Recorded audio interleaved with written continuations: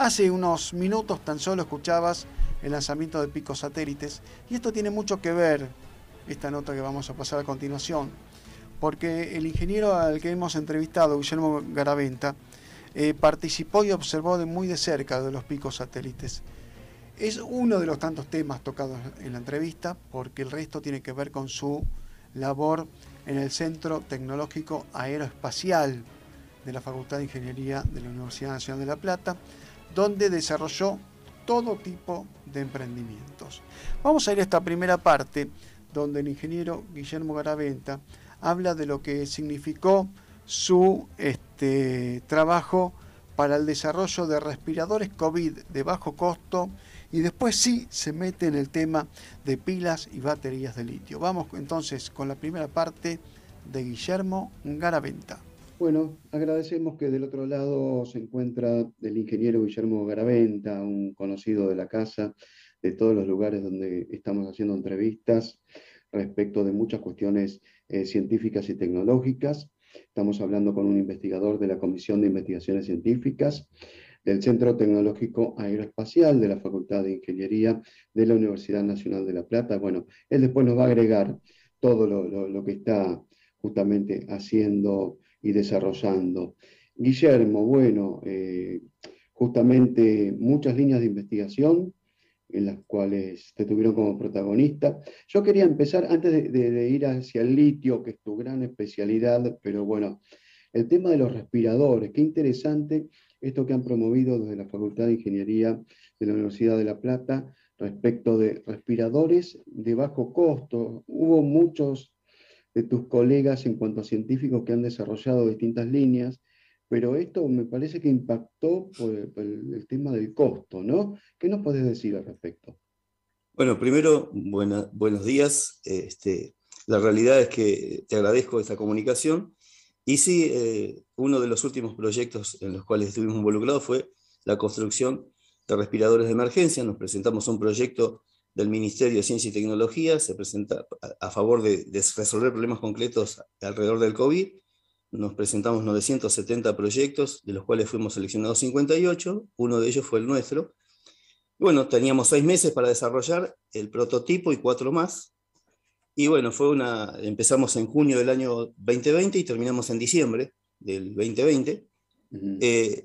Es un desarrollo de muy bajo costo que permite atacar a una persona que tiene un problema de COVID grave, que llega a una situación de emergencia, a una guardia, y en vez de poner a un intensivista o un enfermero a presionar esa bolsa que se ve normalmente en las películas que se le pone a la gente en la boca para hacerle entrar aire, sí. En vez de hacerlo con una mano, se hace con un sistema mecánico que hace la misma situación, genera la misma condición, nada más que con parámetros electrónicos de control, es decir, se puede programar la cantidad de aire que se le va a meter, la presión, el volumen, bueno, el flujo, claro. Y grafica en una pantallita todo lo que está ocurriendo y el intensivista, en función de esas gráficas, puede sacar conclusiones.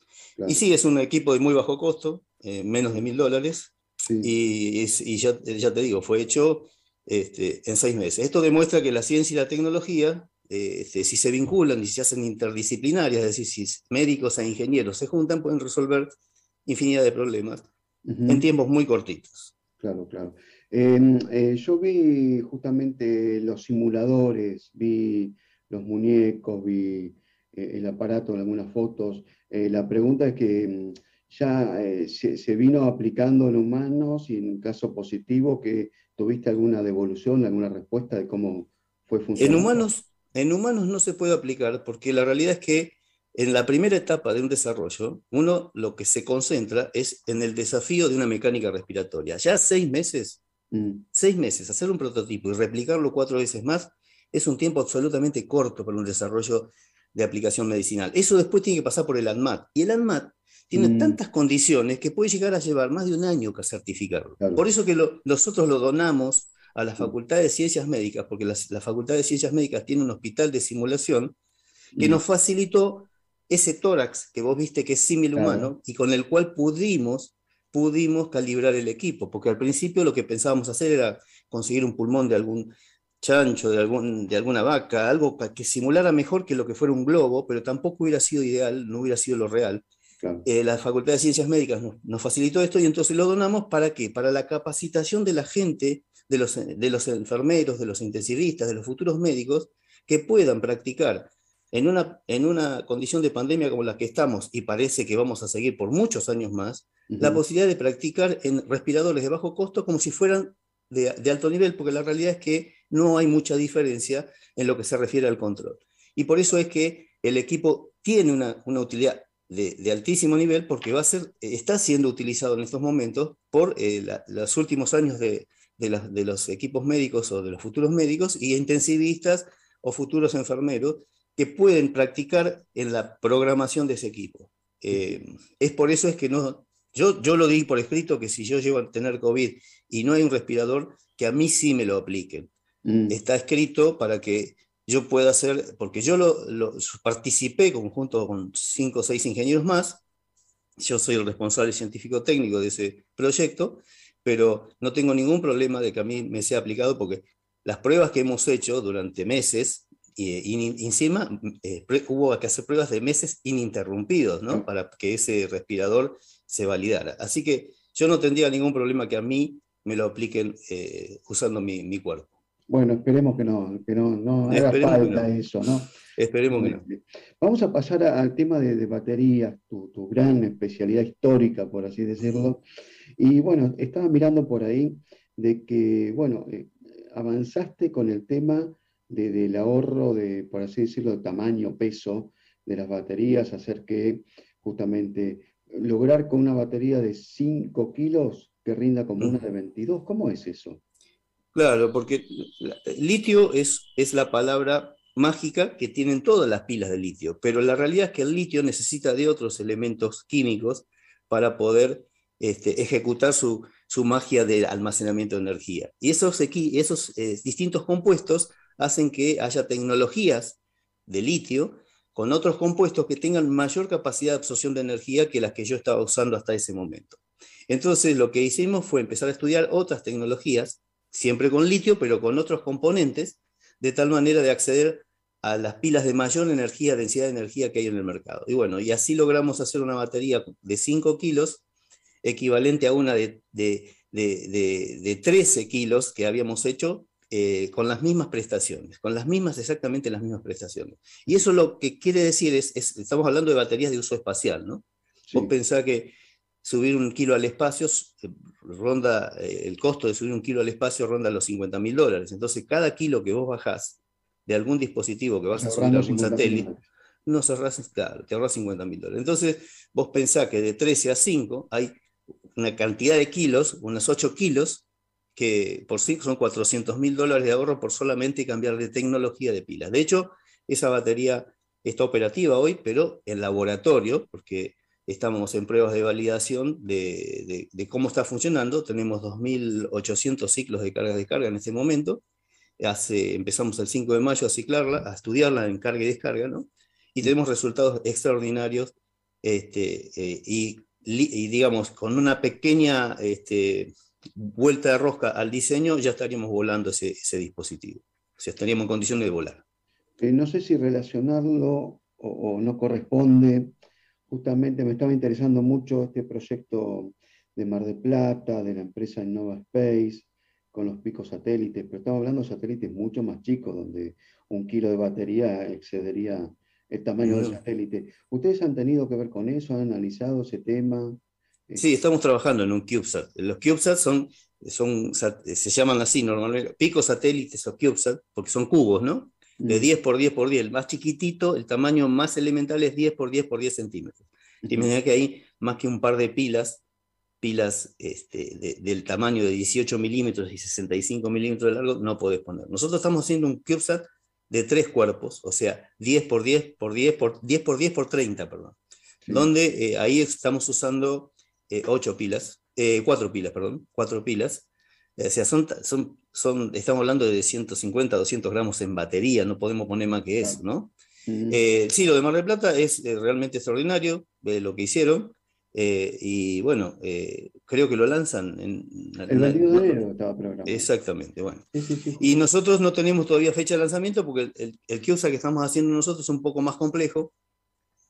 tiene más instrumentos arriba a bordo, y tiene otro tipo de tecnologías para poder ponerlo en órbita y estabilizarlo, porque para que la gente entienda, uno tira algo al espacio y para que el satélite quede en una determinada posición, uno necesita o energía de propulsión a través de combustibles o sistemas que acomoden el satélite en función del campo magnético, usando corrientes circulando por algunos dispositivos adentro del satélite. Bueno, nosotros en esos CubeSat no podemos tener combustibles, porque el peso de los combustibles y los motorcitos para poder propulsar ese satélite son muy grandes, así que lo que usamos son lo que se llaman ruedas de inercia, que son unas ruedas que giran y mantienen la posición, o los campos magnéticos de la Tierra, con unos campos magnéticos que generamos nosotros dentro del satélite para poder hacer alguna especie de composición de fuerzas para que se posicione. Bueno, todo eso hace que nuestro satélite esté creciendo, ¿no? Normalmente en 10 por 10 por 10 uno lo tira y como queda, queda. Si queda girando, y básicamente lo que uno hace son alguna que otra cosa elemental y transmite datos como puede. Bueno, en nuestro caso nosotros intentamos tener una posición muy, muy estable para poder enfocar distintos lugares de la Tierra y tener la capacidad de ponernos en esa posición. Y todo eso lo hace un poco más complejo, pero lo que hicieron en Mar del Plata es extraordinario. Bueno, ahí tenías la conclusión, ¿no?, de esta primera parte con Guillermo Garaventa. Lo que hicieron en Mar del Plata es extraordinario, un poquito, digamos, ya no apoyando, resaltando lo que es este emprendimiento de los picos satélites desde Innova Space en Mar del Plata. Bueno, habló de todo un poco, ¿no? Guillermo Garaventa, con los respiradores COVID, con el tema de pilas y baterías utilizadas en satélites. Vamos a ir con la segunda parte de la nota con Guillermo Garaventa, ingeniero, investigador de la Comisión de Investigaciones Científicas. También es investigador en el Centro Tecnológico Aeroespacial, que depende de la Facultad de Ingeniería de la Universidad Nacional de La Plata, que dirige el vicepresidente de la Universidad de La Plata, que es Marcos Actis. Vamos a ver qué nos comenta, qué más nos comenta sobre las bondades del litio, sobre las bondades de la reconversión de vehículos, de lo que hace del sistema tradicional a lo que hace al sistema eléctrico impulsado por baterías de litio. ¿Cuál es el análisis que hace Guillermo Garaventa? Lo escuchamos. Pero bueno, es lo que se viene, porque son satélites en el caso nuestro no superará los $50.000 todo el satélite, y estamos hablando de qué sé yo, los satélites que hemos armado en Argentina, el SAC-D, por ejemplo, $350 millones. O sea que el orden de magnitud es enorme, y en un país con los problemas que tenemos hoy de conseguir dólares, poder poner muchos satélites estos en órbita chiquititos, con poca cantidad de dólares, y digamos, es interesante para sostener el ambiente aeroespacial, ¿no es cierto? Porque la capacidad de poner $350 millones en un satélite más grande, si bien la vamos a tener, pero no va a ser con la cantidad de equipos como si se pudieran hacer con los CubeSat o los picos satélites, ¿no?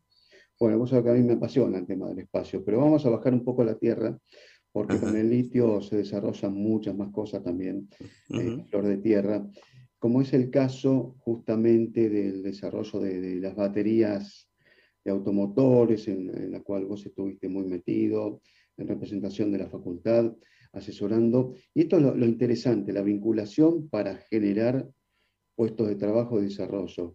¿Qué nos podés contar respecto de tu asesoramiento a una fábrica de baterías en Ayacucho?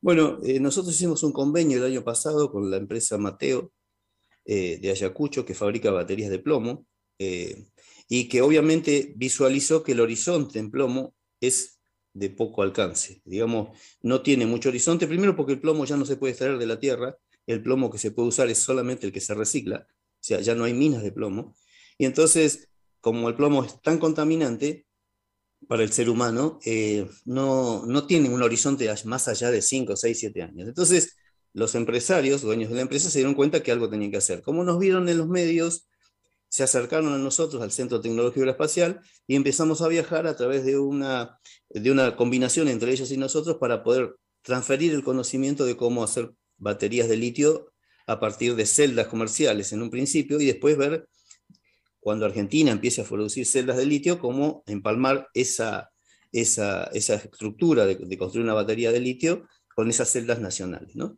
Y bueno, estamos en ese proceso. Nosotros ya hicimos un gran impacto sobre el desarrollo que ellos habían planificado en una primera instancia, que habían tomado una decisión con el conocimiento que tenían bastante acertada, pero no era la exacta. Y bueno, ahí corregimos el rumbo y ahora están trabajando, como ellos tienen toda la línea de producción de las baterías de plomo, toda absolutamente, tienen que adaptar determinados lugares de la producción de su propia fábrica para hacer la adaptación y construir, ya te digo, baterías de litio con celdas. Celdas son las pilas individuales compradas por ahora en el extranjero, y en la brevedad, si logramos instalar fábricas de litio acá en la Argentina, esas pilas saldrían de nuestra producción. La planta esta que se iba a hacer. Exacto, la de La Plata. ¿no? Exactamente. Sí.